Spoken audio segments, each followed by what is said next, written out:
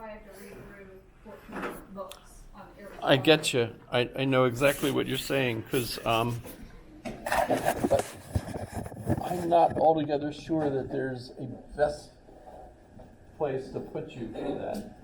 When I would buy request a textbook for everyone, they were edited so that you had just a certain number of pages from any one of the works that I can link to now on the web that are all there for free. Instead of $80, seems to me it's much better to give you the links. But you don't have that kind of edited text to tell you this 100 pages is the best part. So what I recommend really is kind of a scanning technique. If you've ever used that, where you like here we are, we're on book 1. It's good to start. There are actually books, by the way, on how to read philosophy text. And those books are actually way boring, more boring. I think the best way is really to read. And the more you read, the better you get at it. It's like push-ups, that kind of thing. What kinds of things can you go to? When I go to this, back in the day, I read the whole dang thing. That was how.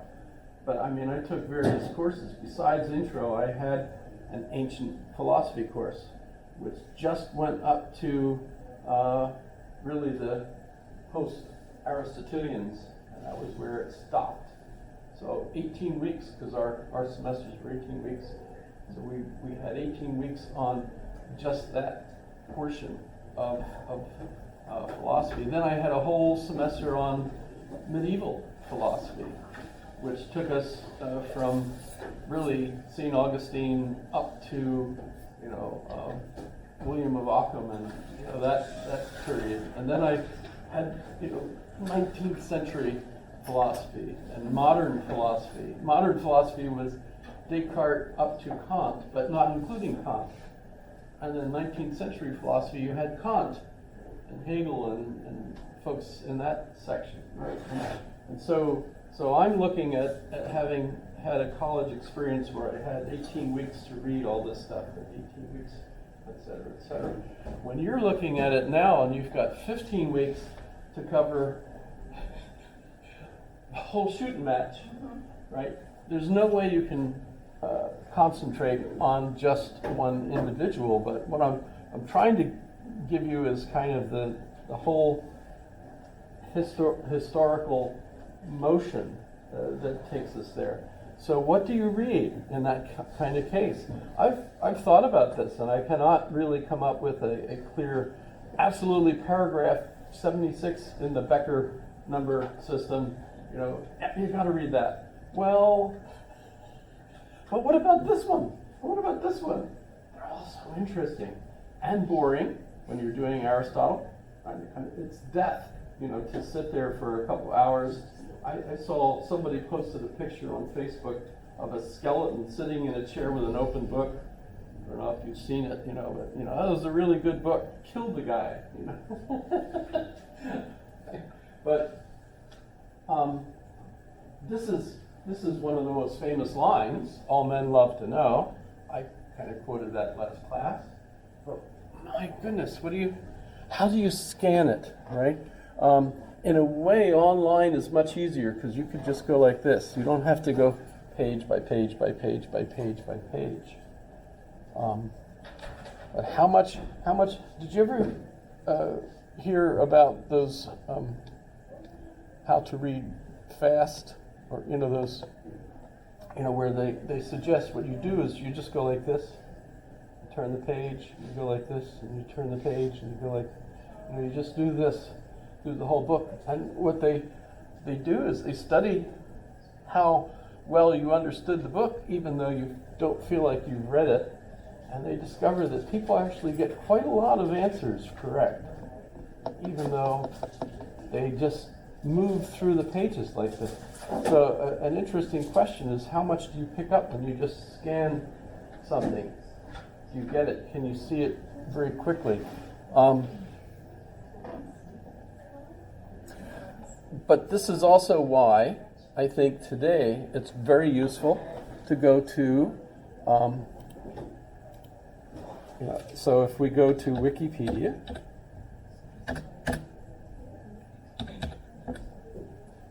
and you got,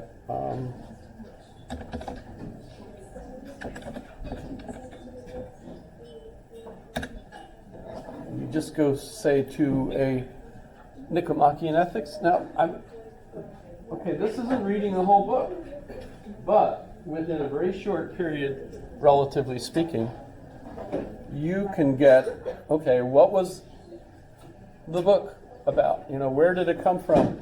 The theme of the work. But we didn't even know that was the title. We just maybe it just says like ethics. Sorry about that. Should have been, yeah. One of the quiz questions I used to ask was, why was it called Nicomachean Ethics? Actually, if you read this particular one, it points out that you've got also the eudaimonia, or eudaimonian ethics, and that it seems like that was a later work that kind of overlapped with this one, perhaps because some of the chapters of this one, the scrolls, were lost. And so Aristotle or someone added to this by having a totally separate book. That's interesting too, because if you're trying to figure out where did this come from, that's kind of interesting. And of course the neat thing about Wikipedia is you can click on all this. This is an absolutely fantastic tool in a day when what you're looking at is, boy, here's the library. You ever walked in there? Yes? No? It's a big place. They keep changing it around, but you get the idea. This whole, okay, so freshman year you should read this floor. Sophomore year you should read this floor. And we don't have the years for third and fourth. You have to go to Fairbanks to get those. I'm just kidding, right? Plenty of books there. Which ones are the important ones? Really? How do you? Well, we've got Google. We've got algorithms now. The algorithms can tell you that answer. That's amazing. I couldn't have done that. But if you search on Google, that's why I think it's terrific. It's a real boon that it's a monopoly on that, because it gives us more and more strength to our searches when we're as a society working with it. And it can figure out what we're doing. And now, so this is a terrific summary of the whole thing. And if you think I'm cheating you instead of having you read the whole damn book, wow, you'd hate me, I think, if I even suggested that, right? And it's certainly a valuable exercise. I do recommend it if you get the chance sometime to read the really significant works. I mean, that's what makes them significant, is how many people have read them, how much influence have they had over the last 2,000 years on all the other people that wrote books because they read those.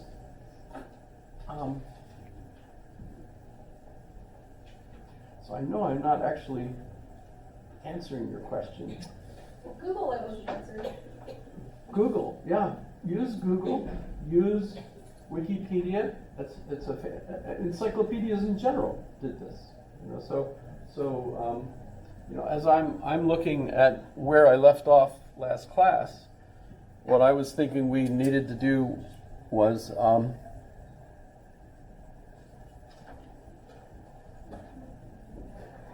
where did I put it?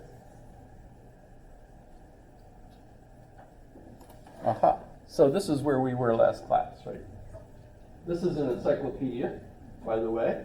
So what we're reading here is the prior analytics, the posterior analytics, Aristotle's Organon, which are in that list. So if I go back to this page here, and I look at all of these works by Aristotle, and what do I tell you? Read all the books that Aristotle ever wrote. Read all the books that Plato ever wrote. Can't do it, but you can do it maybe in a lifetime. And there will be value in doing that. But if we go and we look at the categories, that's one of the books that gives us the logic.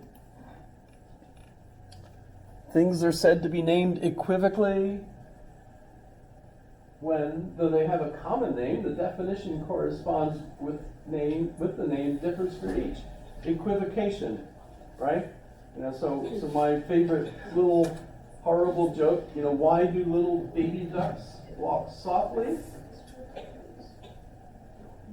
Because little baby ducks can't walk hardly. It's hilarious, right? Everybody's laughing tremendously. So I'm equivocating on hard and hardly, right? Right? So equivocation, right? So this is a tedious step through the whole process of how thinking and naming works. If you think how far, univocally, forms of speech. And by the way, there are other ways or other kinds of utterances that are not true or false. So if I say yippee, not true or false. It expresses something. Yay for us, right? Whatever. Either way, not true or false. How old are you? You don't have to answer that. Is that true or false? It's a question. It's neither true nor false. Go shut the door. No, not true or false, right? So the kinds of, this is Aristotle, the kinds of statements that can be true or false are the A-E-I-O statements, right? These. Where did I go? Other side. Here we go. Yeah. So, these are the kinds of statements. So this comes, you pull this out of the work that he gives us. So in a way, this is a brief way of saying, here's the highlights. That's where this helpfulness comes from. And what's neat about these, this is where I left off last class in talking about how Aristotle developed history. And we end up then noticing that if you use the same subject and predicate in each of these, so at the risk of being politically incorrect and getting in trouble, I'll say every blonde is in the set of things that has more fun. I've talked to enough people to know that that's false.